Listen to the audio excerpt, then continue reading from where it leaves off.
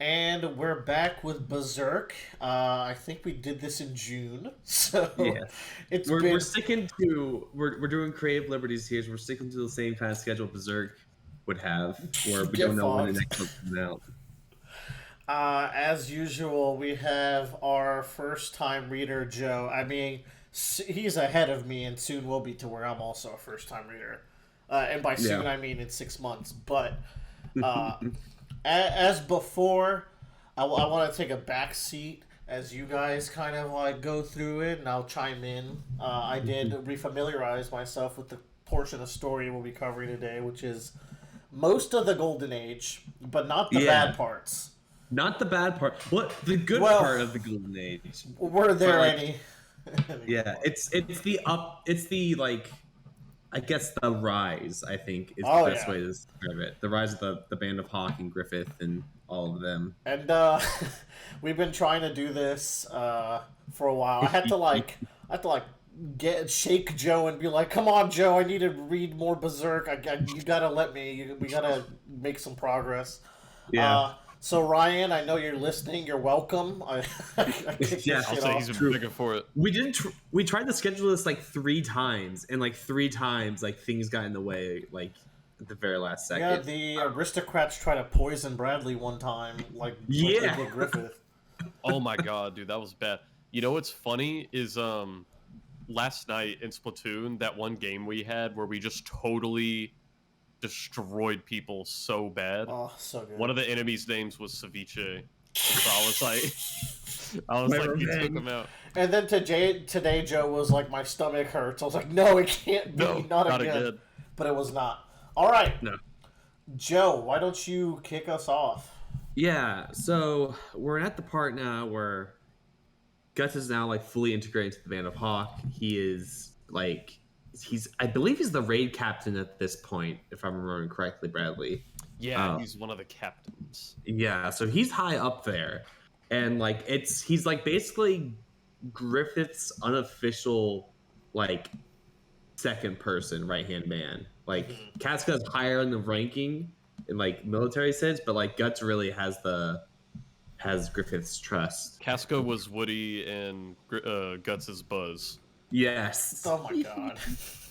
Um, I like how the chapter immediately after of like Guts's like big kind of like integration into the is the band of Hawk. We get like it's a chapter of like this displaying the differences between what Griffith is doing and what Guts is doing, and how they're basically like playing two different sides of the field and two like they have two very different paths. And oh god, Miura, that's his name, right? Who wrote Yes. this? Yes. Okay. I think Miura really did that intentionally to really showcase like how different these two are. Like the Guts is very much like soldier on the battlefield. He's doing the hard work and heavy lifting, but Griffith is the one that's doing all the politics and making a name for themselves and so on and so forth. And like there's this page flip of like Guts like practicing out in the field, and then at the same time in that castle, presumably like Griffith is like earning the respect of the king there. Yeah, it's a great contrast. Yeah. But it's a lot of it, and let's see. So what I think is interesting is that like at this point we've gone several chapters into the Golden Age, and it's very much like a big stark difference from like the Black Swordsman until we get introduced to Zod. And I think Zod like comes at like the exact moment I think in this part of the story. Yeah, it's like everything right up until Zod is us trying to heal Guts, because he joins the Band of the Hawk as, you know, young teenage boy who, I mean, he's never had a close connection with anybody before he met them. I think even like, I think the night he gets taken in by the Band of the Hawk, he has nightmares about his time with Gambino and Donovan, because maybe that's subconsciously what's going on. He's joining this band, and maybe his mind is like, oh my god, like, is this just going to be my life again? And so, you know, like pretty much that whole stretch up until Zod is him getting to know these people, and we're slowly like reintegrating him into being able to be friends with people for the first time. And like we see so many, it's so different than everything that came before. There's even like a little point where I think it's even maybe right before Griffith shows off his Behelit necklace Mhm. that, like, I don't know, there's just a page where it's Griffith and Guts splashing each other with water. And Yeah, we like, talked about that last time. that's right. And I don't know. So then that's when we get to Zod, and that's when we kind of kick off the next phase of the story. Yeah, and also it kind of like reestablished itself. Like, don't forget, the start of the story was like this. Like, this was what was happening. Because it's really weird that, you know, at least most of the Golden Age up to this point has been pretty grounded, just like medieval historical fiction battle type deal. And then we get to Zod, and it's like, man, you realize how little fantasy you've seen in the Golden Age stretch up to this point. Yeah, and like when they first introduced Zod, and I'm gonna flash it up here. Like, just this panel is like, it's such a stark difference because like even if you like go like back a few pages, like there's a lot more white on the page, but then as we're slowly getting closer to Zod, there's more darks. You can't see anything; it's fucking glaring. But like over here, we have Guts just hanging out. There's a lot of white on the page, but as we get closer and closer to Zod, there's more like darks and shades, and then like it's a good catch. we get more to this. Good mood lighting. Yeah, and then we get the Zod, and like this is the first image we see of him, and like your immediate thought is a man, but then as you look at him, like his eyes aren't shaded in, he doesn't have a mouth, like he's just like covered in shadows, and like there's just this ominous feeling that this thing is like this is a thing and not like a man or a person. And there's just like the bodies that he's racked up over here. I thought it was a great like kind of like really building up to this sense of like we're going to the weird and the strange now. Zod showing up was definitely one of my highlights of this arc when I first read it, where I didn't realize how much I was missing some fantasy setting stuff because, or like, yes, the more supernatural elements, because I think like I mentioned last time, I'm not usually on board or like I'm slightly adverse to like high fantasy knights and castles and all that. So like Zod like breathed the fun life back into the story while also being like, oh, this is a struggle. Like these are just dudes who are used to fighting tactical battles against other squads and armies, and here is a freak of nature, and the difficulty of that Zod battle is really memorable. And I think also what sells it too is that like Zod is completely naked. Like it's silly to say, but like he's doing this effortlessly. He doesn't need any help from any assistance from anything. And like even beforehand, before he starts using a sword, he's like just busting people's heads up with like his bare fists. I mean, before we get to this point of the story, like the last couple of volumes has been so many like hundreds of dudes wearing armor every page kind of thing. And here you have naked Zod in all his glory. I'll say like his character design that makes him stand out is not having anything on. Yeah. It's great. But and Zod was like a character. I was like, he just kind of seems like, just from the outskirts of looking at Berserk, was just like he just kind of seems like a big muscle bad man. But it's like you continue reading about him, it's like Zod's cooking with stuff, and he's like part of a higher power and has a higher purpose, and he knows it. That's the thing. I think my first ever exposure to Zod, I thought he was just gonna be one of those early villains like Raditz or something in Dragon Ball Z. But I don't know. He's a fun little. He shows up now and again. Yeah, I also like it kind of akin to One Piece. This is like their Mihawk fight, where like this is like a final guy you're gonna have to beat later down the line, and here he is now, kind of a deal. Because that's the thing. I think if Zod didn't, let them go here, because obviously he let them go because he knows what the Behelit's for. But if he didn't, would he have just stomped them? Yeah. Oh yeah. Look at this. God damn! Look at that. This is where the wild things are. That's what this is. That's some of the finest Mura art right there. Yeah, there is so. Mura loved drawing this dude in this section. Like he gets so many like these big panels and double page spreads. Like he's really showing off this guy. Maybe he missed not drawing armored creatures for a while too. I will say, like, whenever I was flipping through before the podcast, I spent a lot of time on the Zod pages because I just like the way he lit everything and made him look Yeah, scary. and like I think also what's really great about this fight is the scale because they're fighting in like a dungeon or something, so like you get this claustrophobia of like this monster Zod like attacking them, and they have these columns and everything. Uh, it's just I think it's got some like cool environment settings, and I think it's just really well done. And like just like what the fuck, man! Like look at this. It's Jesus. it's nuts. It's feral. It's reminiscent it's of a Guts panel, like those panels where he's going berserk, as it were, and you can see his teeth and like. Yes, I agree. Like it's very much indicative of like what you need to become to fight this thing almost. Mm-hmm.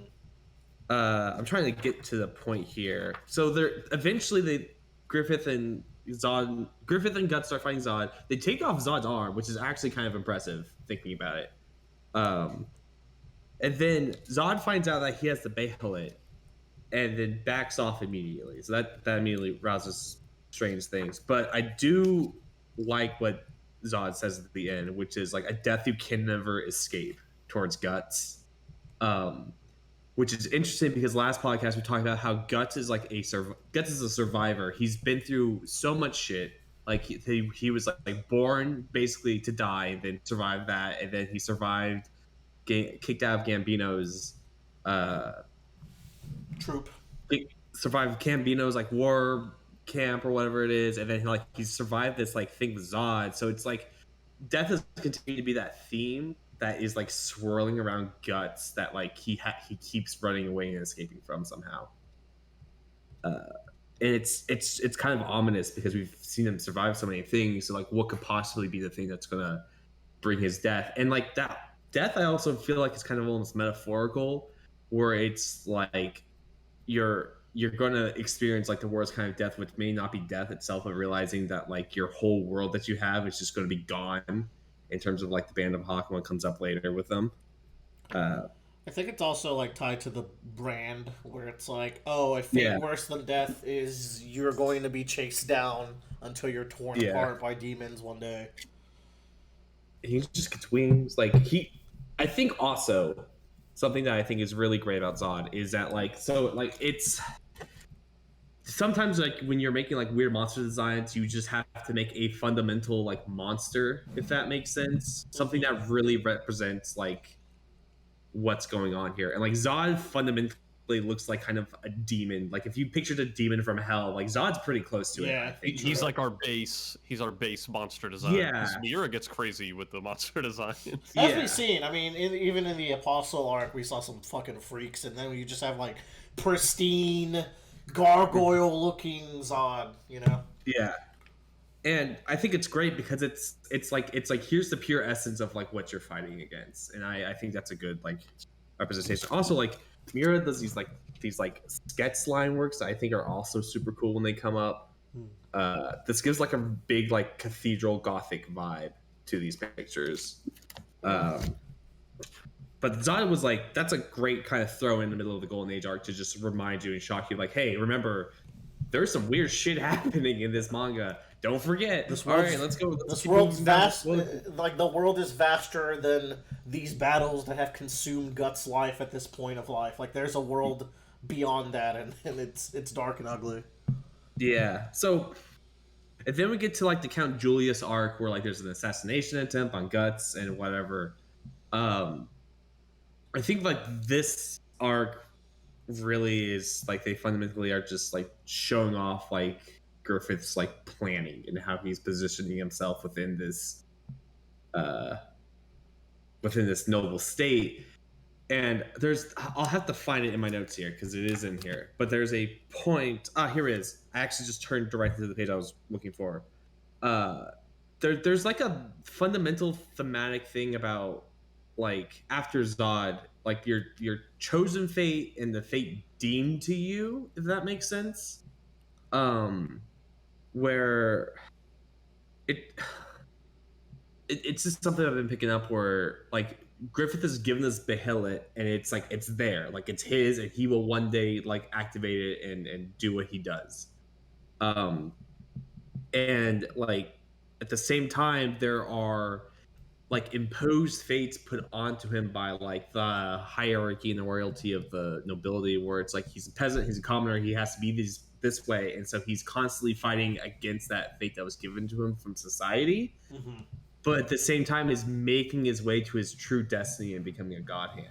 And I think that's an interesting like dynamic of like Griffith is fighting against his fate he was given, but all the while he's working towards the plans of this greater machinations beyond his comprehension at the time. Yeah, like ultimately, I feel like this Golden Age arc is very focused on our three primary characters, and I think Mura goes hard on like the theming and the overall narrative of Griffith's rise and fall.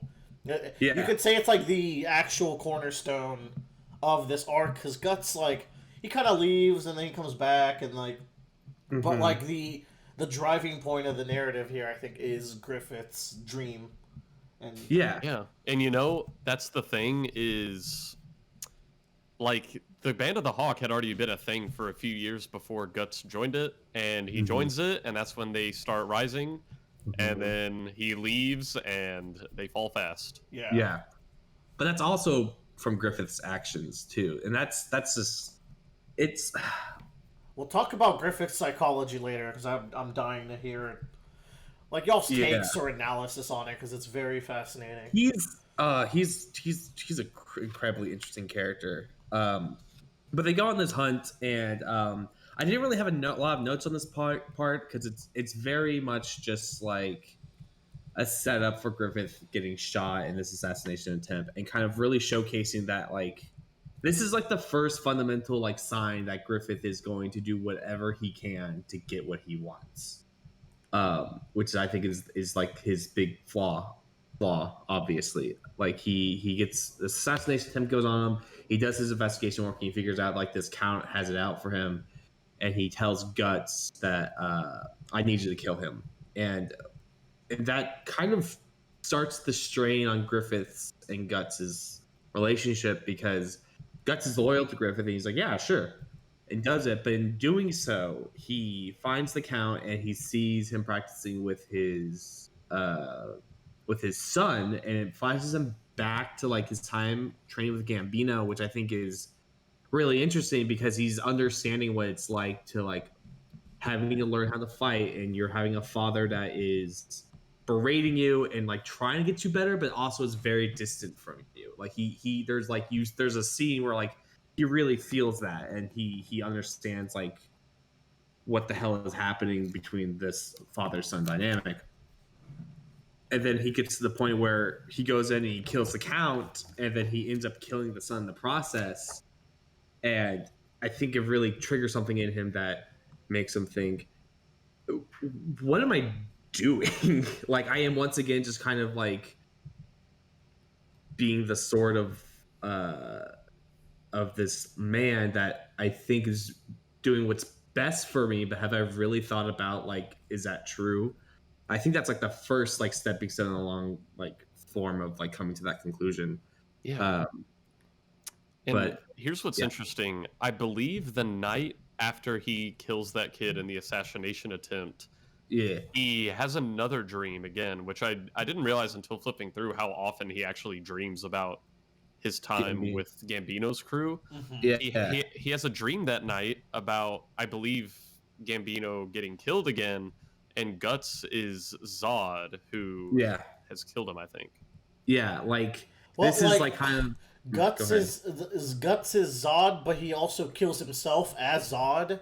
That's like what he's killing a part of himself. This whole section, I completely forgot about it over time, and it's really good, actually. Like, this whole submission. Is this the first time Griffith sends, like, Guts on a one-on-one mission? Because, like, it's not the last. He kind of comes to really rely on Guts for, like, his main confidant for his dirtiest work.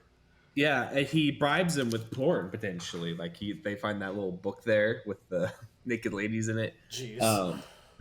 But yeah, this is like the first time Griffith like tells Guts to go and do this by himself, and this is different than like leading a war host into battle. This is like, we're doing this and no one knows. Man. It's And a little bit less honorable. jumping the gun a little bit, just in case you don't Yeah. bring it up, like Guts coming back from that harrowing experience to see like Griffith dancing with Charlotte and like looking all opulent and stuff. Like, I was getting to that where it's like he comes back and he wants to talk to Griffith, tell him that he's done, and then he kind of there's a great panel. God, I think I 100% I had to mark that panel right. Yeah, there it's right here. Where like he realizes the distance between him and Griffith and their relationship, right? Like it's so good. Like just the realization that they are not on the same level of like where they're going. Like Griffith, I mean, Guts feels like he's well liked by Griffith and that he's like she feels special to him, but he's realizing he's not seen as an equal to him, and this starts his thoughts about like how do I become an equal to Griffith, which to is the ultimate seed for how this relationship turns out post him leaving. That's yes, really good, right there. yeah. I thought this whole like chapter of like Griffith explaining like his psyche and personality, I think is really good, and just kind of like he talks to the princess about like how he wants more and that he just strives to do what's best, but like also you get the idea that he doesn't care what he has to trample over to like get what he wants, and we even get evil Griffith like once again what a great boy, what a very satisfied boy, Our like just hero. this man would never harm a fly. Mm. Yeah. It's but that mission is like the is the rock falling down the hill. It's the catalyst. Yes. Um, After this, we get into a fight with the Blue Whale Knights. I think that's their name.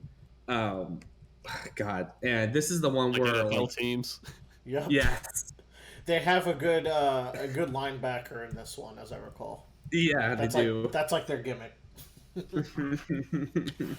But this is like this section talks about Casca and how Casca came into the Band of Hawk, and kind of it does a really good job. This is the point where like Casca actually develops as a character and is less of like the second in command, and I think really, I think solidified that like this is a great character. It has like a lot of just deep emotional issues and just how like shitty her life is, and like but you also get this common connection with Guts where you kind of see the similarities where like they both like just grew up terribly. They did like they're kind of robbed of their choice of their fate, and they were forced into doing this until Griffith saves Casca and she joins Band of Hawk. But the difference being is that Casca kind of like followed along and just jumped on the board, where Guts had to like kind of be tamed or beaten to join them up, right?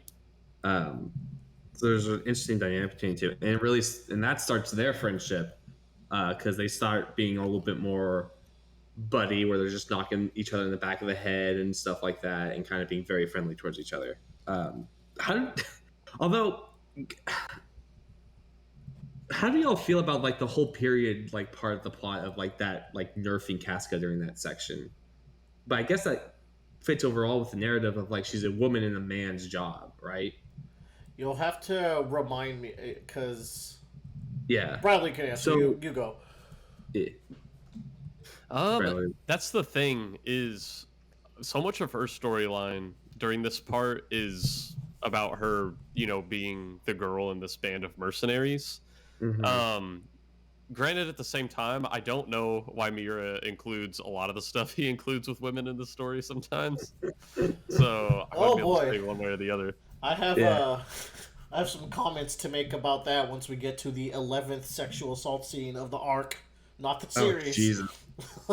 Just if it, I could make the argument that the core theme of Berserk is dealing with sexual abuse. Like the number one theme is that, and to this point, you couldn't argue against me because it is the most consistent through line Oh, in the absolutely. story. Yeah. Maybe Yeah. that falters off a little bit because more of like a found family thing near the latter half of the story, but up to this point, like you pick a character, flip a coin, heads they were sexually abused. Yeah. Like it's definitely dealing with that trauma and tragedy. Not that it doesn't lead to great places, because like right. like Guts and Casca, of course, have a great scene later. But so in Casca's flashback, Griffith has this quote that says, "Does being born of nobility mean that you're chosen by God?" Which is incredibly ironic considering his like fate in life. Yeah, right? the translation I had, it said, doesn't mean you can act like a god. So it's like, well, yeah. I guess he's like, I'm not there yet, but I'll work up to it, and then I'll be an actual god, and then we'll see. Yeah, but it's, I just really like that line, just how, because it really is like, this is the man that has been chosen to be like the fifth finger of the god hand, or whatever you want to call it. So I just really like that quote and the irony that goes along with it. And that really finishes up this book of Berserk. So we're going to move on to book number 3 of the Giant Tomes. Those are fucking meaty. Good lord. All right, let's get started. Open up your potions books to chapter 2. Leviosa. Once again, back to the Harry Potter cast. Unescapable. Oh man, our favorite. Yeah. Okay.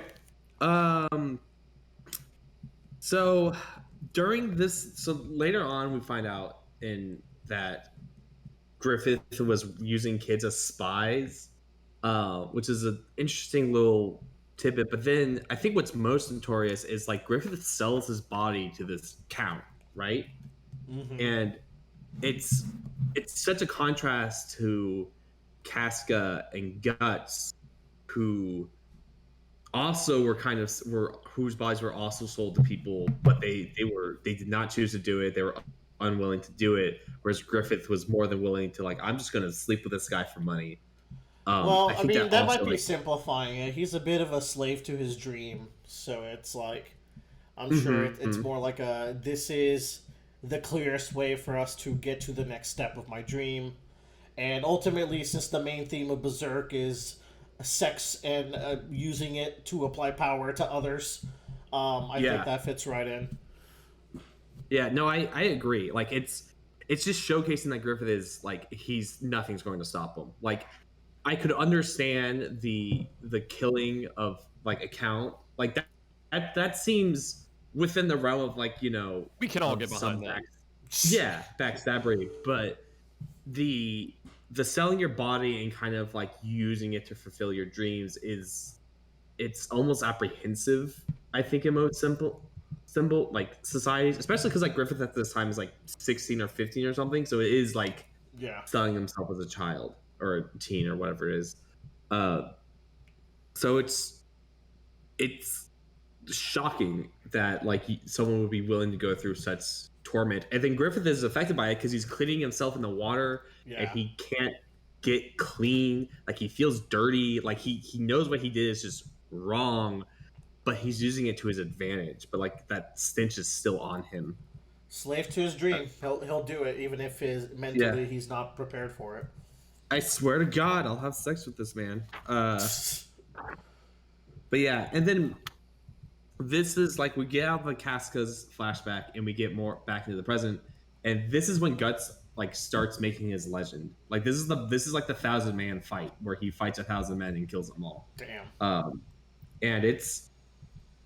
And like, it really solidifies, I think, the respect that the Band of Hawk has in the group, in the kingdom, but also Casca's respect for Guts, where he is willing to lay down the line to protect her, protect everybody, and kind of starts swaying Casca to look more towards Guts than Griffith in terms of like respect and just romantic interests down the line, I think.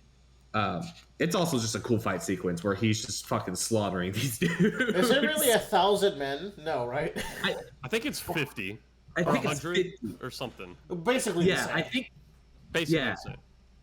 But I think it is 100, Bradley. But I think later in the manga, it starts growing as like the legend keeps snowballing, right? I think that is true because there's like a character later who idolizes the man who accomplished that feat, and I don't think they know it was him.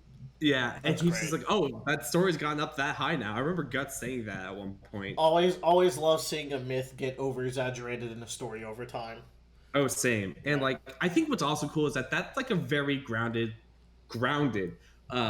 like accomplishment. It's not like he slayed a dragon. He killed 50 dudes and like that's Yeah, it's I think 50 is a good number to go with, yeah, and he like in a writing sense. yeah, but it also just makes it like at this point in time uh Guts is like uh not like the big killer that he is now, but he's getting there, and like this is his first stepping stone into that. So like we keep him grounded a little bit longer, and he's still like in a very much like human state. Um, Also, I found the name of this fucking company they're fighting is the Blue Whale Ultra Heavy Armored Fierce Assault Annihilation Night Corps. Jesus. Yeah. All right, Mira's taking a piss at this point. What is he doing? I thought it was so funny every time these fuckers like reveal their name, and it's always some flamboyant bullshit. All right. Um, I'm trying to see if there's anything else in this section. Bradley, do you remember anything worth highlighting or discussing? I think we've hit the big guys at least. Yeah. I just want to point out that I like this stand that we have here of like Guts like over the piles of bodies and showing everyone down. It's raw. Yeah. So after this is Total War Berserk, aka the Battle for Doldry. It's like this is the moment. This is like the height of like Griffith's power, basically within the realm. Like this is like his big accomplishing moment. Before we get that though, I just realized I turned to the next page, which is the Campfire of Dreams, which like is the moment where we realize Guts is going to leave the Band of Hawk, and like he really it's sort of verse of that fountain scene with Griffith where Guts has finally figured out like what he wants to be doing in his life and figures out what like he's been missing and what he needs to go seek after and what he has to do to go get his dream. Right. I love this build up over time of Guts like fighting for Griffith's dreams without even being fully aware of like the implications of just not being your own person. Kind of. That's the thing. There's a conversation he has with Judo at some point where he's asking Judo like, "What kind of guy is Griffith? Like, why is he a good guy or a bad guy? Like, why does everyone follow him?" And Judo's like, "I mean, we can't say whether he's a good guy or a bad guy, but he just goes in this long speech about how he's like, there are just some people like that in the world that just naturally gravitate people towards them and people follow them." And I don't know, it was really fascinating because Judo realizes that Guts is also trying to figure out what he wants, and without Guts even needing to say it, Judo's like, I think you're gonna find what you're looking for here, and Guts is like, what are you talking about? And he's like, a place to belong, because ultimately that's what we need. Yeah. And I think that's interesting too, because Guts is kind of getting to the point now where he starts thinking like,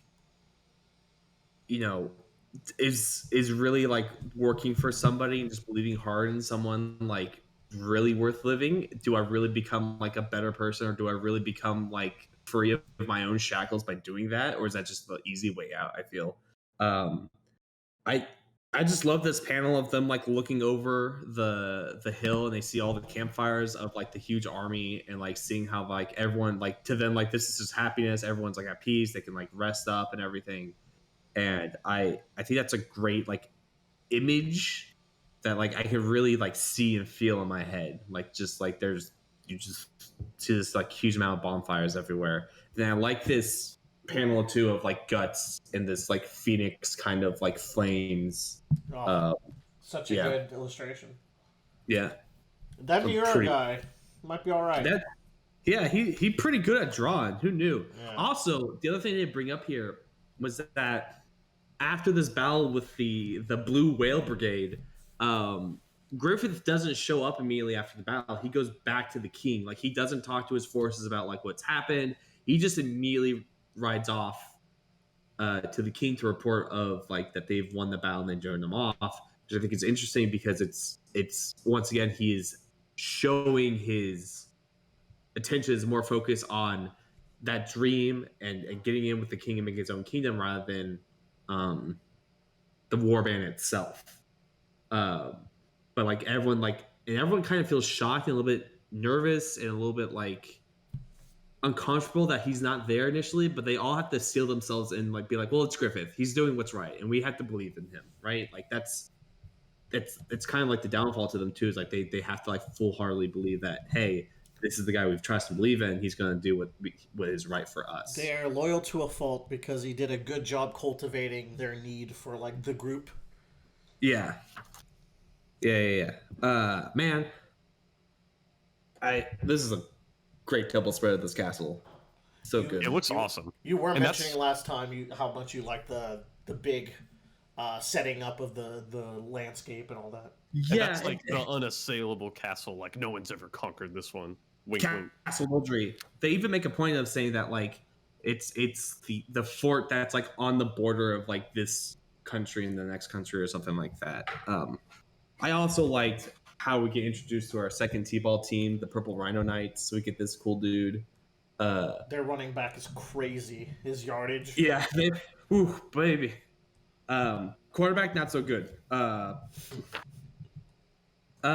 yeah. So this is like Griffith's big like shining moment. This is where he like says like I can take that castle with just my men, and everyone's just shocked that he would make such a assumption or such a statement. And we get more into that political dealings of like the king wins regardless, and then the people, the more noble people also think like, well, he's not going to take it, so he'll just die, and then we get this guy out of our hair, and we don't have to worry about this commoner anymore sitting at our table. It's fucking crazy that he's out here like just gambling with the Band of the Hawk. It's like, yeah, Guts will hard carry me, and I think there's a moment in this fight where we don't see the Band of the Hawk take heavy losses very often in this stretch, but in here, like, there's a portion where the Purple Rhino running back shows up and just straight eviscerates some dude. So it's like, nice going, Griffith. Like, you're so cool. We're starting to get whittled down to only the named Band of the Hawk members. Yeah. The red shirts are dying. There's also a scene that's in between, like, what they're setting up and figuring out how they're going to deploy, where Guts is playing dice with these dudes, and he's talking to Casca about something serious. I just think it's super funny because he's talking to Casca about like what they're going to be doing for this battle, and he's just smoking these dudes in dice. I think it brings up to that peak of like Guts is like fully integrated into the Band of Hawk. Like they're just sitting there and they're calling him bro, and they're like roll the dice, and they're like happy to be sitting there playing with him. And he knows this, but like he also like sees something more out there. But it's still like having fun with them. Good for him. He's in a toxic relationship. He needs better. Yeah. Hey, Bradley, why the fuck isn't this guy a Discord meme? I don't understand. Like, you mean Chad Donovan? He's not as legendary. His feats aren't as powerful. He's not as perfect. When I saw this man for the first time, like, why the fuck is Lex Luthor in my book? Like, he does kind of look like that. In his power armor, no less. Yeah, like, and also, so they mentioned beforehand that. So the other thing is like they mentioned that the Count is in control of the castle, is in control of the Purple Rhino Knights. And when I turned the page and saw this, I thought the guy had somehow leveled up to be this Chad dude. Like I thought that was him that slept with Griffith all those years ago. Powered up. Yeah, I was like, what the fuck? That dude worked out. What Griffith Bussy does to a motherfucker. Apparently. Yeah. But then we get introduced to that actual guy, and like that made me start thinking, because it comes up later, like did Griffith, I wonder like how much Griffith knew about like Doldry and like what the force has taken. And it makes me think like he saw the opportunity to not only like get ahead with the court standings and the armies, but like this is like a loose end in his past from way back, and he's got to get rid of it or it might come by him in the ass later. And it's just that much like forward thinking that he's doing that like makes him so interesting.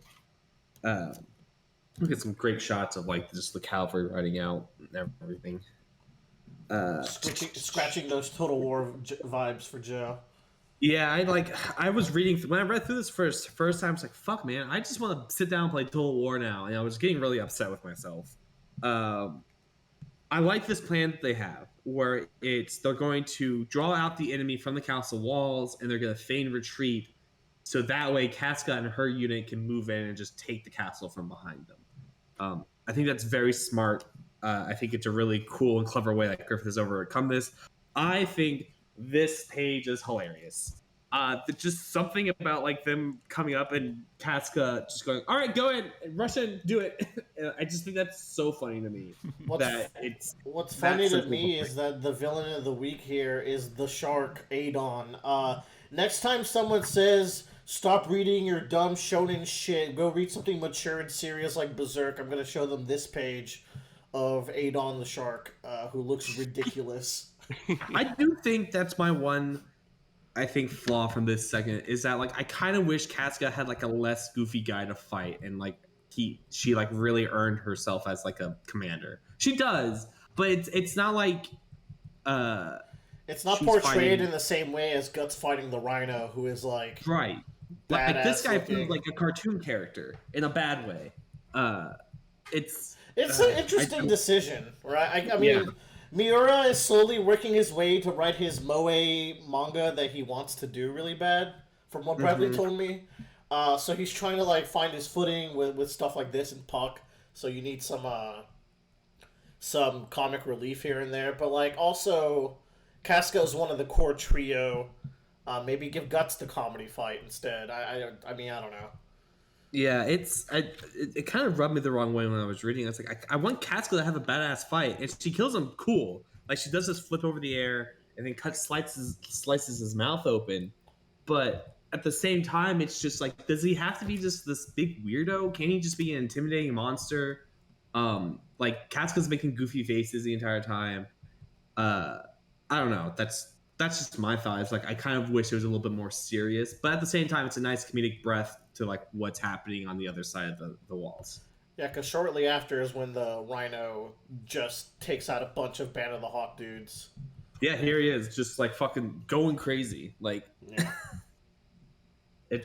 I love the shading on his like on his armor too. Like it has that really dark feeling to it.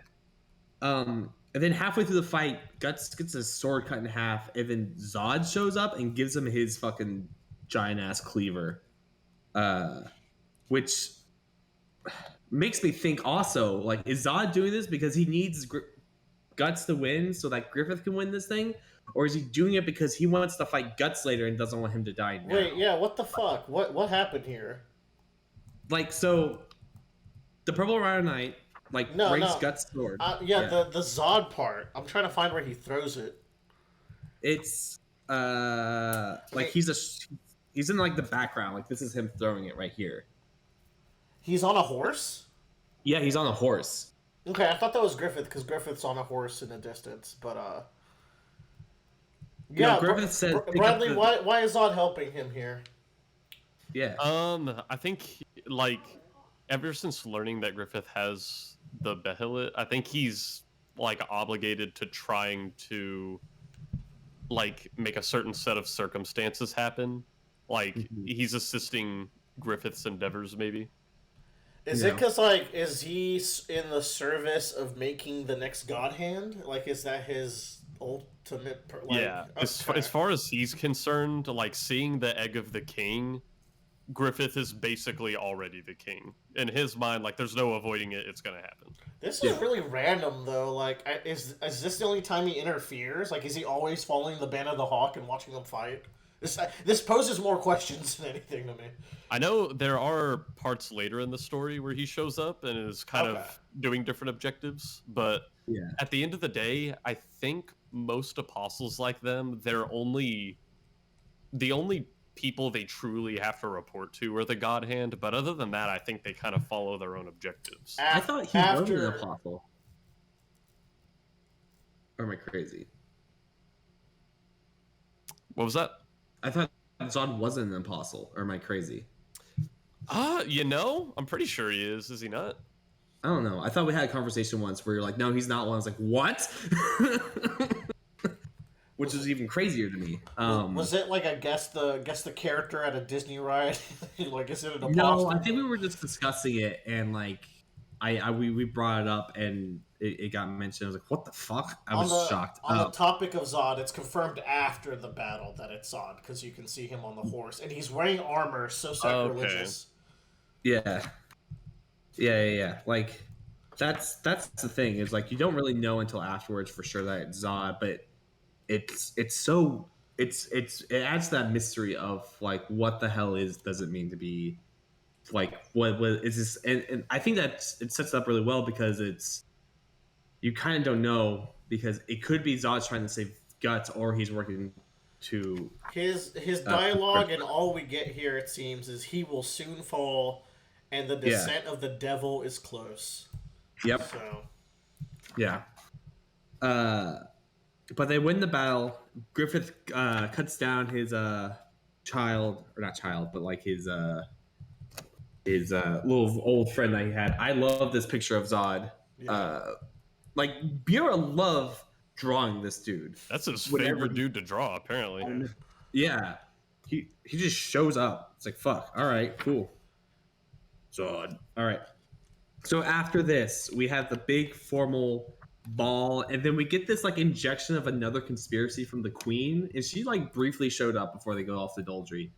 I feel like this is like the quickest turnaround on the character that I think has ever happened. Like she shows up once and then like almost immediately dies, in my opinion. I was about to say I forgot she existed until you mentioned her. Yeah, she doesn't do anything.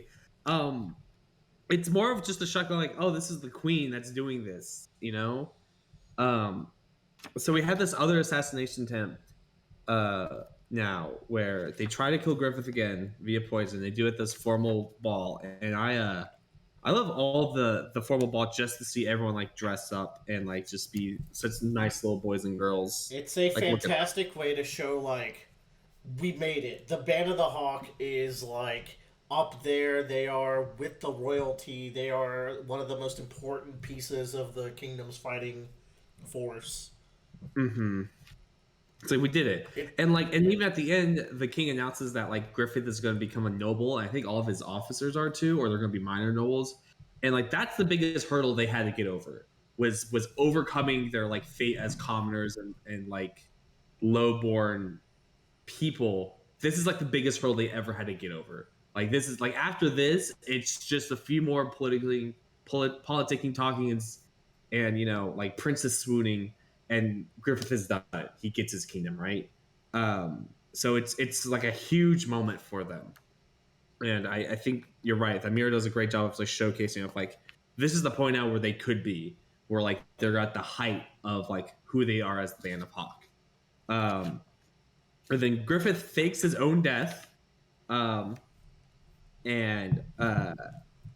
Guts goes out and traps the Queen and her.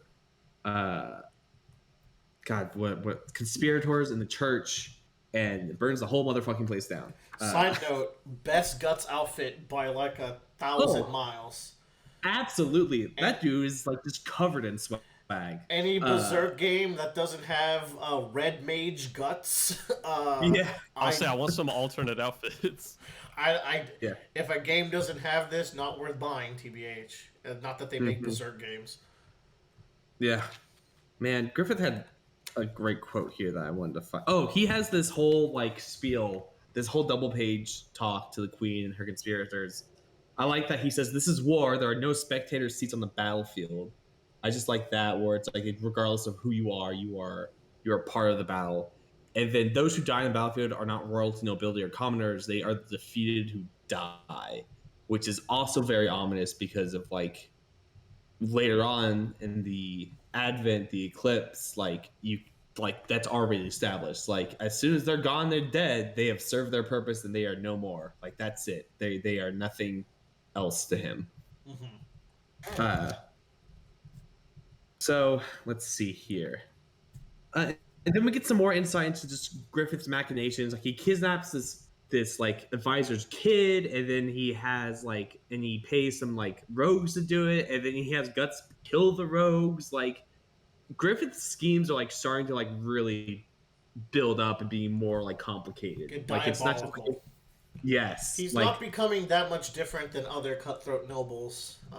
And that's the thing. Aside from obviously like the big catalyst for Guts leaving the Band of the Hawk and the rest of the story is Griffith's speech about his dream. Mm-hmm. But I wonder if also part of it is just because of like the nature of what they're doing here. Like they kind of accomplished their greatest military feat, and that's kind of all Guts knows how to do. Like as the responsibilities transfer over to just more politicking and talking, it's like how much fighting is he getting to do? Like is he still getting to do what he enjoys? Is he still doing his Guts doing his own dream? I don't think he was a fan of the genre shift, so Yeah.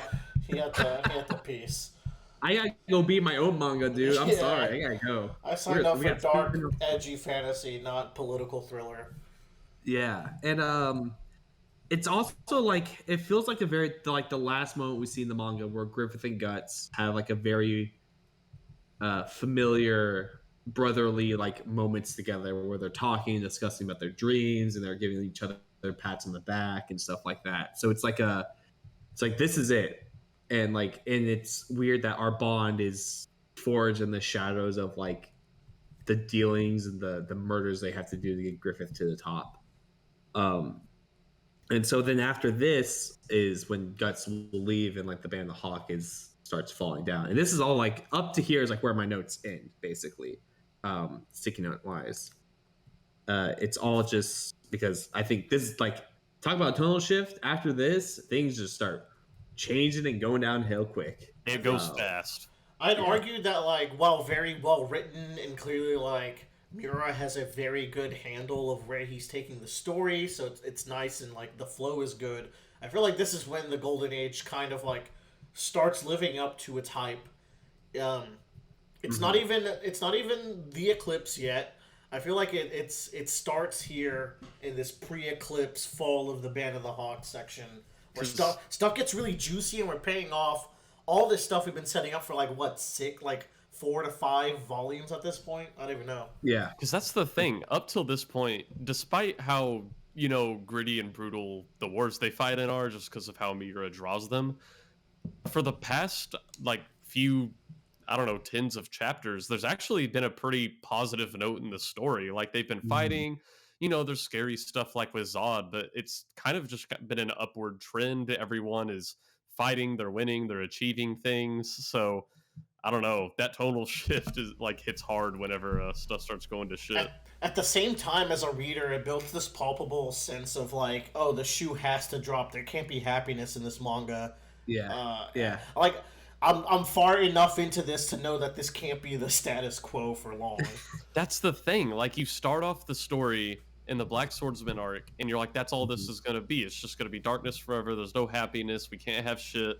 And then that's kind of what's happening to Guts. Like, for him, that's just life. Life just fucking sucks. And then we meet this band, and slowly over the course of 3 or 4 years, he's finally feeling at home. He's safe, and I don't know. It just it gets taken away, and now you're kind of in the same position he is, where it's like, oh, you just can't have shit in this story. I don't. Yeah, it's just I don't know. Yeah, I think Miura also does a great job of like feeling that palpable sense of like something is up with Griffith, and he does that. And what's crazy is that he doesn't do that through words. He does it through his actions and the way he draws him. And I think he does it like almost mostly by the illustrations of Griffith, like that ethereal, the smiles, the quiet moments when he draws him like a supernatural being. Like he makes him look just a little bit larger than life. Look at that shit. Yeah, it's Miura, I think, as like a mangaka, like I think is the best at conveying like emotion through just the drawing itself. Like it's he's so good at doing it, and it's great because you immediately sense like something's up with Griffith, and like as much as he can talk sweet, there's something underneath him that changes. And then, also something I noticed, and Bradley, maybe you have a better sense, but like every time Griffith goes into like his demon like evil mode glare, he gets like Miura like shades him darker, like almost Casca level colors. He has like 2 different sets of eyes. Griffith has like 2 different sets of eyes. He has like 2 different faces, and like 2 different lightings. Yeah, it's really interesting. because it really does hide. It really gives you into the moment of like this is what Griffith you're seeing, like the internal darker side of him. He's got night Uh, mode.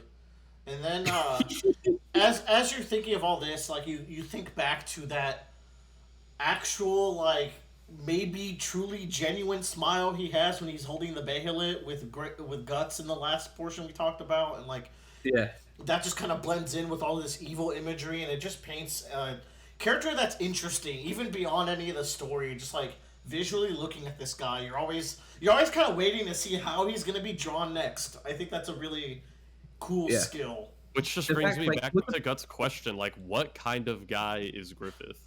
And, Yeah, like, and do we know, like, like, even at this point reading here, yeah, there's another genuine smile by this guy. Like, yeah, even as someone who's reading and, like, knows the full story, I can't say I can fully give you the description of what kind of person Griffith is, because there's also, like, different layers to it where, like, after he gets tortured, that is, like, a very dark version of this character, but even before then, he's very complex and goes through like an arc of his own that's hard to pin down. And you know it's what? just really well done. I think that makes an effect that puts us kind of in the same headspace that the rest of the Band of the Hawk is, because if we knew everything about Griffith and what he wants to do and why he wants to do what he does in his life story, he wouldn't be this larger than life figure that people just gravitate towards and want to follow. He would just be a human. The word is like ethereal. Like ethereal, yeah. He's like an ethereal human being, but it's weird. It's very interesting. I think it's so good because like it's all that you just said, and but at the same time, you can't blame the Band of Hawk to looking on his good side and seeing how good it does for them, right? Like all of their lives have improved by like following him. They're at a royal banquet. It's like they would never have these opportunities. They're just a band of killers and warriors. This is the peak. Mm-hmm. Can they get much higher? So high. Well, we'll find out next time. But yeah, that's all I have really to talk about. Do you have any other closing stuff about this section of the Golden Age Berserk? I guess some good discussion questions would be, for example, Guts really wants to be that equal friend to Griffith, and that kind of made him think, what is my dream? What am I doing? Am I just following him? He said himself, like, he'll never view me as an equal unless I chase my own dream. Mm-hmm. So at this point, does Guts even know what that dream is, or is he just leaving to try to find it? He's on a journey of self-discovery. Yeah, it's self-discovery for sure. I think it's a different outlook on his life too, because he mentions how before the Band of Hawk, he was just going place to place and he was just doing what he thought was best. But after being with the Band of Hawk, he's like, I know what I'm good at now, and I know from now on I can protect myself. But now I'm realizing that I need to actively go out and see what I want to do in my life and not just kind of like be following Griffith if I want to be his equal, because I will never be his equal if I just blindly follow him. I need to establish myself as my own person. And I think it's a big turning point in his life. It's a very mature point of his life because he's kind of growing up, which scares Griffith a bit. Guts is so broken that he doesn't even fully know how to grasp his own emotions. So like he's maturing at a weird pace where it's like I'm seeing what dreams are like. I'm seeing like true ambition, but I don't fully even understand myself as a person. Like I'm just now interacting with normalish people who aren't savages and rapists. So like there's a lot happening to this guy at once. He really needs to find himself both as like a dreamer, but also like how do I handle my own emotions? Like what am I like when I'm trying to be a normal person? Because he's never. It's like he's a grown adult learning for the very first time that it's possible to do something because you want to do it and not because you have to do it or else you'll die. Yeah. One thing I wanted to bring up, I think we should actually talk about it next time, is like the love triangle aspect, but I think the very next like 2 or 3 chapters when we start next time we'll get into that, so I'll save it for then. That's going to be a good point to do it because there's a few really good, like the last few really good beats we haven't gotten to yet, but there's definitely been a lot of them with, Guts, Casca, and Griffith. Griffith, yeah. And like this love triangle goes in ways you wouldn't necessarily expect. Like if you're looking at the surface dialogue, it's kind of like, oh, everyone's vying for Casca a little bit, or like it's like Griffith and Guts, but then Guts is going for Casca, but Casca's going for Griffith. But it's really messy when you start looking at all the subtext. Yeah. So we'll save that for next time. No other notes. I brought up everything else. So Yeah. I'm good. All right. Well, it's been a great discussion. Stick around in 6 months. We might have part 2 out. Who knows? Maybe even sooner. Fuck you, kid. 2 to 3 weeks. 2 to 3 years? 2 to 3 weeks. Or your money back guaranteed. I will pin Joe down just like when George R. Martin said, I'm going to go into this cabin and finish Winds of Winter. And then he totally did it. It's... I'm sorry, but the Winds of Winter aren't done yet. He hasn't finished them. Anywho. Yeah. That's all, folks. Catch you next time. See Peace ya. out.